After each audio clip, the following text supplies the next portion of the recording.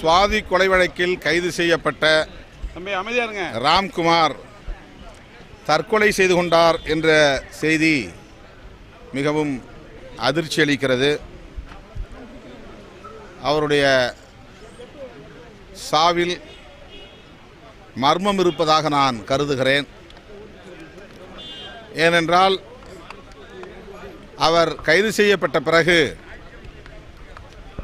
அவருடைய வழக்கறிஞர் மற்றும் பெற்றோர் அவரை ஒரு முறைக்கு பல முறை சந்தித்து பேசியிருக்கிறார்கள்.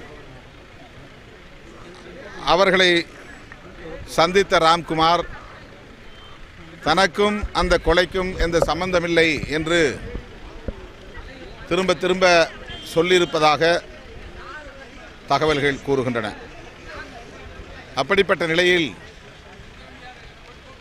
அவருடைய இறப்பு என்பது உண்மையிலேயே தற்கொலைதானா அல்லது வேறு ஏதேனும் பின்னணி இருக்கிறதா என்கிற சந்தேகத்தை எழுப்பியிருக்கிறது.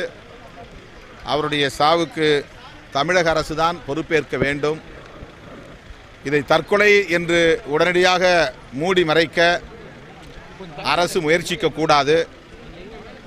அவருடைய உடலை உடனடியாக அடக்கம் செய்துவிடக் கூடாது.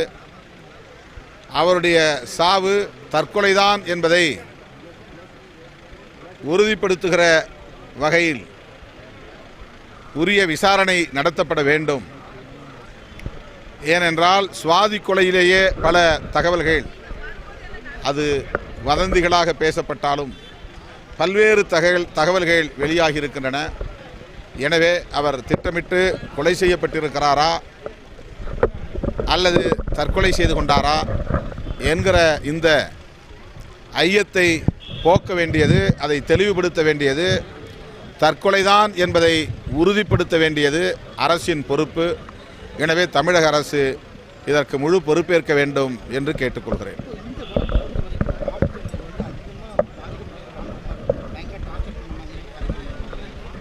தொடக்கத்திலிருந்தே காவல்துறையினர் ராம்குமாரை அணுகிய முறையும் கைது செய்த முறையும் அவரை நடத்திய முறையும் பல்வேறு சந்தேகங்களை எழுப்பியிருக்கிறது. ராம்குமார் கழுத்தறுப்பட்ட பிறகு, அதாவது பிளேடு வைத்து அறுத்து கொண்ட பிறகு எடுத்த விஷுவல் வெளியானது. ஆனால் அதற்கு முன்னதாக அவரை கைது செய்ய சூழ்ந்தபோது அல்லது அவர் கழுத்தை அறுத்து கொள்ள முயற்சித்த போது, அறுத்து கொண்டிருக்கிற போது எடுக்கப்பட்ட வீடியோ யாரிடம் இருக்கிறது? அதற்கு பிறகு இரத்தத்தோடு அவர் கீழே அமர்ந்திருக்கிற காட்சி மட்டும்தான் வெளியானதை தவிர அதை எடுக்கக்கூடியவர்களால் அதற்கு முன்னதாக அவர் முயற்சித்ததை எப்படி எடுக்க முடியாமல் போனது? ஆகவே அவருடைய இறப்பில் சந்தேகம் இருக்கிறது. அது உரிய விசாரணைக்கு பிறகுதான் உறுதி செய்யப்பட வேண்டும். கட்டாயமாக சந்தேகம் இருக்கிறது. ஏனென்றால் சுவாதி கொலையிலேயே ராம்குமாருக்கு எந்த அளவுக்கு தொடர்பு இருக்கிறது என்பது இன்னும் பெரிய கேள்விக்குறியாக இருக்கிறது.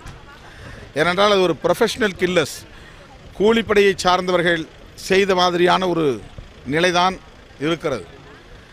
கூலிப்படை இதில் எப்படி தொடர்புடையவர்களாக இருக்கிறார்கள் என்பதை இன்னொரு கோணத்திலிருந்து காவல்துறை விசாரிக்க தவிர்த்திருக்கிறது அல்லது கைவிட்டு இருக்கிறது என்றுதான் அதை கூர்ந்து கவனித்து கொண்டிருப்பவர்களால் சொல்லப்படுகிறது. இது குறித்து பல்வேறு தகவல்கள் சமூக வலைத்தளங்களில் பரவின. ஆனால் அதையெல்லாம் காவல்துறை தடுத்து விட்டது. இப்போது ராம்குமாருடைய சாவு மிகப்பெரிய சந்தேகத்தை எழுப்பியிருக்கிறது.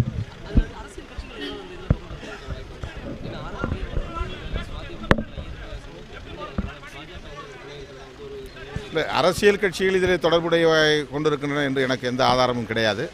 ஆனால் சுவாதி கொலையில் ஒருதலை காதல் தான் காரணம் என்று சொல்லுவதில் நம்பத்தகுந்ததாக இல்லை. இந்த ஒருதலை காதல் மட்டுமே இவ்வளவு பெரிய கொலைக்கு காரணமாக இருந்தது என்று சொல்ல முடியவில்லை. அது ஏற்புடையதாக இல்லை.